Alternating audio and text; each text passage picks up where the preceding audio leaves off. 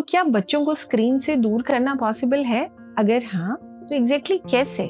इस वीडियो में मैं आपको कुछ प्रैक्टिकल तरीके बताऊंगी। Hi, welcome to my channel.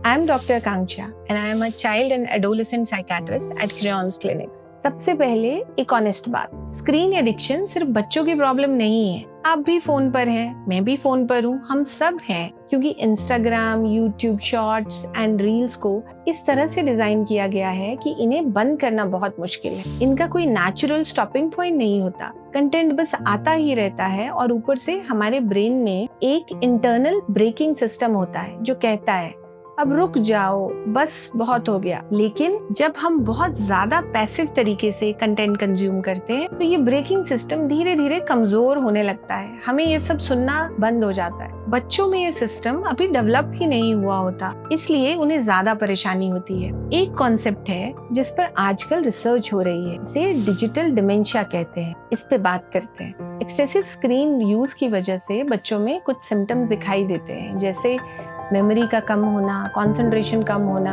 Information processing में डिफिकल्टी आना। जब हम पैसिव तरीके से स्क्रीन देखते रहते हैं रोज, जैसे टीवी, रील्स, एंडलेस वीडियोस, तो ब्रेन एक तरफ से आइडल या पैसिव मोड में चला जाता है। वो एक्टिविटी कुछ नहीं कर पाता, मेमोरी फॉर्मेशन धीरे हो जाती है, क्रिएटिविटी कम हो जाती है। इसीलिए तो पहले टीवी को इडियट बॉक्स बोला जाता था, और सच कहें तो उसमें बहुत सच्चाई थी।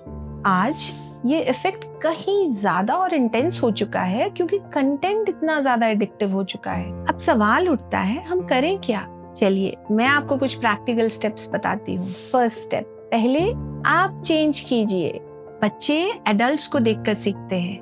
अगर आप दिन भर फोन पर रहेंगे तो बच्चा भी वही करेगा। स्क्रीन मैनेजमेंट की शुरुआत घर में एडल्ट से होनी चाहिए। सेकेंड स्टेप, जिसे डिजिटल फास्टिंग कहते हैं, मतलब हफ्ते में एक डेडिकेटेड स्क्रीन फ्री टाइम बनाइए। पूरा दिन स्क्रीन फ्री करना जरूरी नहीं है।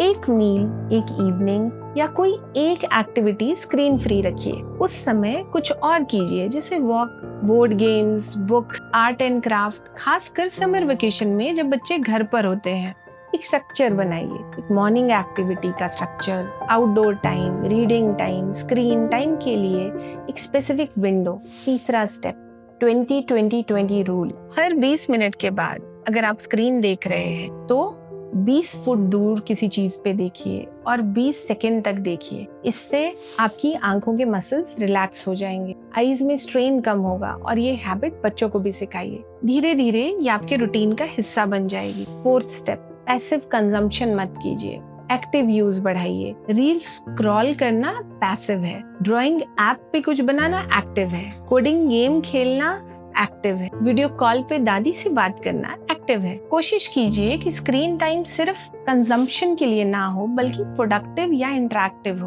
और ये एक इम्पोर्टेंट बात है, इस पूरी डिस्कशन का मतलब स्क्रीन को विलेन बनाना नहीं है। स्क्रीन एजुकेशन का हिस्सा है, वर्क का हिस्सा है, एंटरटेनमेंट का हिस्सा है, सोशल कनेक्शन का हिस्सा है। गोल स्क्रीन को हटाना नहीं है, गोल है हमारा और हमारे बच्चों का रिलेशनशिप स्क्रीन के साथ हेल्दी हो, कंट्रोल्ड हो और इंटेंशनल हो, जैसे कोई और रिलेशनशिप। और ये रिलेशनशिप हम अपने बिहेवियर और अपनी चॉइसेस से बनाते हैं। अगर आपके बच्चे में स्क्रीन यूज की वजह से अटेंशनल इश्यूज, स्लीप प्रॉब्लम्स या बिहेवियरल चेंजेस दिखाई दे रहे हैं तो प्लीज किसी प्रोफेशनल से मिलिए। ये समस्याएं ट्रीटेबल है। चैनल को सब्सक्राइब कीजिए और कमेंट में लिखिए आपके घर में स्क्रीन टाइम कैसे मैनेज होता है।